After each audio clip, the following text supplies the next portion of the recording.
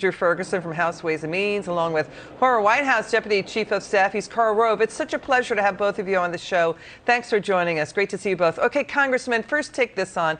Jared Bernstein, he's a member of the President's Council of Economic Advisors. Congressman, he said, quote, the president did not miss much on inflation. Your response? He missed everything on inflation. And the impact on American families is devastating. American families are struggling to find food, to pay for food. The fuel prices are through the roof. And I think every single bit of pain that middle-class Americans, really Americans of all income classes, are feeling right now can go back to the president's decisions to destroy the American energy industry. That is where all of this starts. And it's having a profound effect. And why he continues to double down on the policies that are hurting Americans is beyond me. You know, to the congressman's point, Karl, who's in charge of the White House? You know, I don't know. Supposedly the president, but look, this is not a problem of who's in charge. We know who's ultimately in charge. It's him, and he's responsible for the actions of the people underneath him. And they perpetuate this myth that this inflation issue is all because of Ukraine. Let's take a quick look at the numbers. January of 21, when President Biden came into office, inflation was running at 1.4% a year. By January 2022, 7.48%, and by May, 8.582% inflation. That means that 84% of the difference between January and today occurs a month before Ukraine is ever invaded by Putin.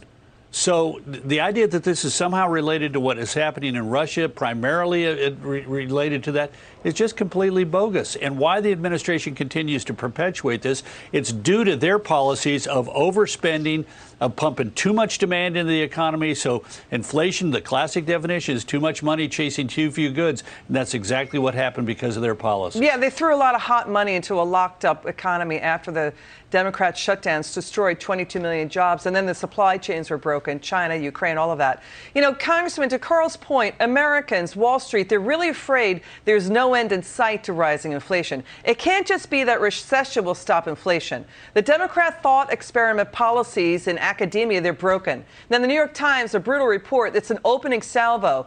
50 anonymous Democrat officials, nearly 50 of them, say Biden should not run again. Let's listen to Alexandria Ocasio-Cortez on this.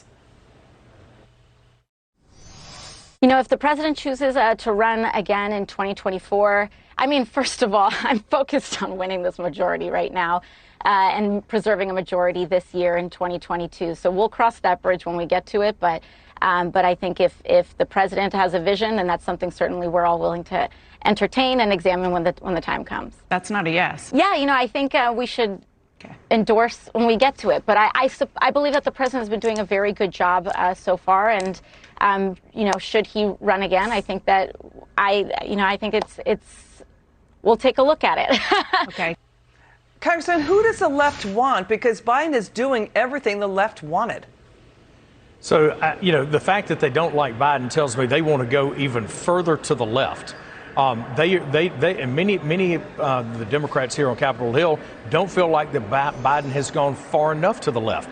And these policies that are hurting American families so much, they want to double and triple down on, and they want to go faster. Look, the one thing that I can say right now, we're focused on winning the majority in the midterms. America is asking for this craziness to stop, and we're going to take the majority in the House of Representatives, and we're going to stop this slide. But in the end, this far movement to the left has got to come to an end because it is destroying the American dream, American families, and we see families that are hurting just way too much. Right, we got reports, Karl, that Ron DeSantis, Mike Pence, Tom Cotton, they're talking about running in 2024. We also have this, we have former top official for Obama, he's David Axelrod. He says Biden's age is going to be a major issue, Karl. David Gergen has said the same thing. Americans are feeling that the nation is being run by people who should have retired already. We're fighting old blood feuds that date back generations. Yeah, I couldn't agree more. In fact, for over a year, I've been saying Biden will not be the Democratic nominee in 2024. Think about this. He was 78 at the time of his inauguration. He was older than Ronald Reagan was when Reagan left office as the oldest person to ever serve as president, 77. Biden would be 82 in 2024. They're not going to nominate an 82-year-old to take on the terribly demanding job of president again when he's already got difficulty stringing together two sentences. So he's not going to be the nominee.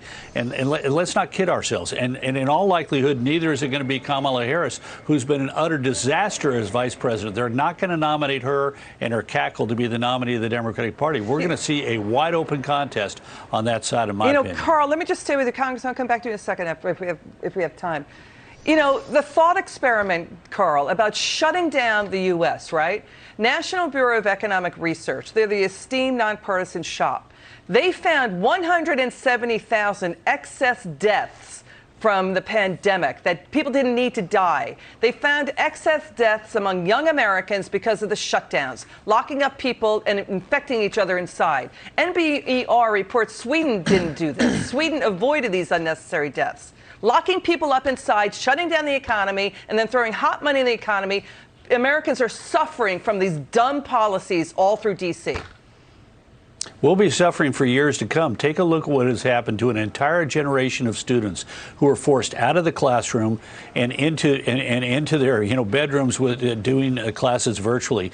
We know that they're falling behind on basic skills, reading, writing, and math. We understand the problems of socialization, and we're going to see this for decades to come because their quality of life and their standard of living has been severely repressed as a result of these policies. And final word, Congressman. Now the president's saying he's going to take charge of inflation. Congressman, he and his team have been saying inflation has been transitory and won't stick around. So how do they get it so wrong? The White House, the Democrats, the media.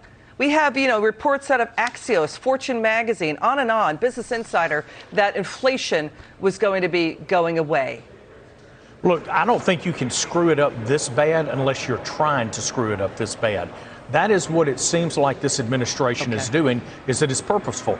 They got it wrong. American families are hurting. It's time to change direction and course. And you know what? Who's saving them is Kyrsten Sinema and Joe Manchin, guys, for saying no to more spending. You should give them a round of applause. Thank you, Congressman Drew Ferguson and Karl Rove. It's good to see you.